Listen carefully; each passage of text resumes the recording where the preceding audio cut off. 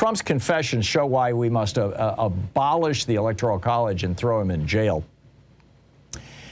He had his rally on Saturday, and then on Sunday morning he's not tweeting because he's barred from Twitter, but proclaiming in the various media still available to him that if it wasn't legal for Mike Pence to overturn the election, and I mean, he literally is using this language, if it wasn't legal for Mike Pence to overturn the election, then why are the Democrats trying to, and crazy Susan Collins, to quote Donald Trump, why are they trying to pass a law to make it illegal? And yes, there is a big discussion right now about reforming the so-called, or not so-called, reforming the Electoral Count Act of 1887, and which by the way makes it clear that the vice president is not choosing the electors and is not choosing the next president. The vice president merely opens the envelopes. But sometimes you've just got to say things so clearly that even narcissists, wannabe tyrants like Trump can get it. The Electoral College was not put in place so that some vice president in the future could just randomly choose who was going to be president. It was literally never even a consideration. And I think it's important, particularly as we're seeing at all levels of government, and I told you I'm going to get into this in a lot more detail in the third hour, but at all levels of government, we see Republicans trying to corrupt the small d democratic process, trying to corrupt our form of government here in the United States. And the Electoral College has not protected us from getting a president beholden to or working on behalf of foreign powers. We had that obviously with Donald Trump. So let's just, recap this very quickly. I mean, the Electoral College, according to the framers of the Constitution themselves, was put into place to prevent a foreign power from putting their stooge in the White House, which is exactly what has happened with Donald Trump. And back, what was it, in the 70s, the Manchurian Candidate came out, maybe the 60s, that old movie about, as I recall, it was the Soviet Union or China, whoever it was. It's been a lot of years. Yeah, Soviet Union, I think.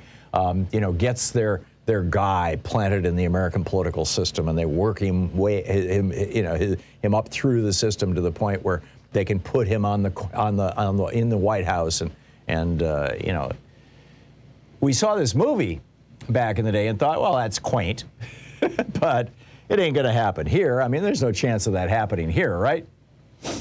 Right.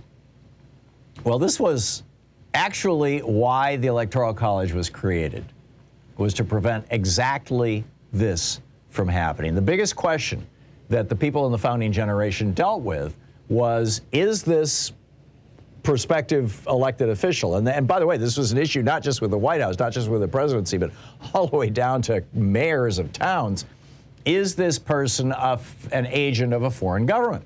I mean, keep in mind, in 1775, the year that the revolution unofficially started, everybody in America, I mean, only about a third of Americans were in favor of having a revolution to begin with. And about a third of Americans were opposed to having a revolution, and about a third of Americans were like, I just want to get on with my life. Kind of like today. Not with regard to the revolution, but you get what I'm saying. But this was a very real thing. Ben Franklin, for example, was rumored to be an agent for British intelligence. There was this persistent rumor that Ben Franklin, who was not running for president, but that he was a spy for the British. It turns out he actually had spied for the British against the French when he was living in Paris. Thomas Jefferson was living in France when the Constitution was being written, and his political enemies were whispering that he was more loyal to the French than he was to the Americans. In response to that, he wrote a long letter protesting to his old friend Elbridge Gerry, the inventor of gerrymanders. He said, "The first object of my heart is my own country. In that is embarked my family, my fortune, and my own existence." John Adams, the second president of the United States, who famously, back on March 5th, 1770, a bunch of British soldiers shot some Americans. The first, Crispus Attucks, a black guy, was the first guy killed in the American Revolution, if you date it to that time. And John Adams defended those soldiers. Not because they killed a black guy, but because he felt the rule of law was important. And Britain was running America at that time. This was 1770. This was 6 years before the Declaration of Independence. As a result of that, for at least half of the rest of his life, there were all these rumors that John Adams had more loyalty to the Brits than he did to America, that he was not a loyal American. And, you know, when he blew up the XYZ affair and nearly went to war with France, I mean, people just went nuts. And that's when he came forward with his Alien Sedition Act, because he was concerned about public opinion about him. And so he started throwing people in jail who were saying maybe he likes the British more than Americans. And so it fell to a fatherless man from Bermuda to explain to Americans that the main purpose of the Electoral College was to make sure that no agent of a foreign government would ever become president. He said the most deadly adversaries of America would probably, quote, make their approaches to seizing control of the USA. This is from Federalist 68, by the way. Would probably make their approaches to seizing control of the USA for more than one quarter, chiefly from the desire on foreign powers to gain an improper ascendant in our councils. In other words, foreign governments are going to try and put their stooges in our political offices. And he said, with the Electoral College, we have, quote, guarded against all danger of this sort with the most provident and judicious attention. He said, under this system, the choice of president would not, quote, depend on any pre-existing bodies of men who might be tampered with beforehand to prostitute their votes. In other words, Congress was not going to select the president. The vice president was not going to select the president.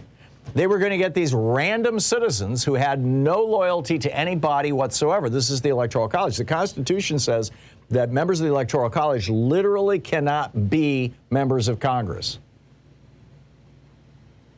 This, Hamilton said, would eliminate any sinister bias.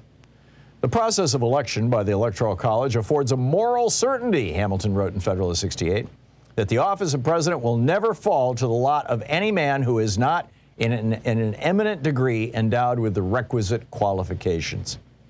This is the real killer from Federalist 68, where he just lays this out. He said, talents for low intrigue and the little arts of popularity may alone suffice to elevate a man to the first honors in a single state. In other words, to be elected governor. But it will require other talents and a different kind of merit to establish him in the esteem and confidence of the men of the Electoral College, who would be selecting him as president for the entire Union. And Hamilton was so certain this was just going to solve all the problems. He said, it will not be too strong to say that there will be a constant probability of seeing the station, president, filled by characters preeminent for ability and virtue. Well, it hasn't always worked out that way. I give you Andrew Jackson, I give you Donald Trump. I still don't have my computer, by the way, Sean. Hamilton never envisioned a day when a man so entangled in financial affairs with foreign governments as is Donald Trump could even be seriously considered. Because in his mind, the whole point of the electors was that they would go out and investigate the candidates. They would figure out what was going on. And keep in mind, this was a time when, it took 3 days to travel from Georgia to New York, and New York was the seat of government at the time. So the point was, the electors will check out this candidate and make sure he's not actually a spy. So here we now have Donald Trump, who lost the popular vote by 3 million. We have George W. Bush, who lost the popular vote by 500,000. Actually, Donald Trump lost the first popular vote by 3 million. He lost the second popular vote by 7 million, and were rejected by a majority of Americans. And yet, they served as president, George W. Bush and Donald Trump. And now we've got Donald Trump coming forward and saying, yes, our intention was to overthrow the election. It's what we were all about. It's what we were trying to do. It's what we were planning. It's what we're going to do.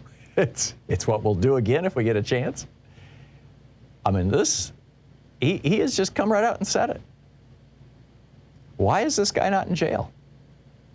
Merrick Garland, do your job. This is not what the Constitution contemplates. This is not what our law contemplates. This is, I don't know how to say it beyond this is as bad as it gets, but this is as bad as it gets. And we got to figure out a way to do something about this. I mean, the Electoral College, obviously that would take a constitutional amendment. There is the movement, to have states basically replace the Electoral College by pledging their electors to whoever wins the majority vote. But that's a ways down the road. And over the short term, it seems like the starting point would be to take Donald Trump off the stage by putting his butt in jail.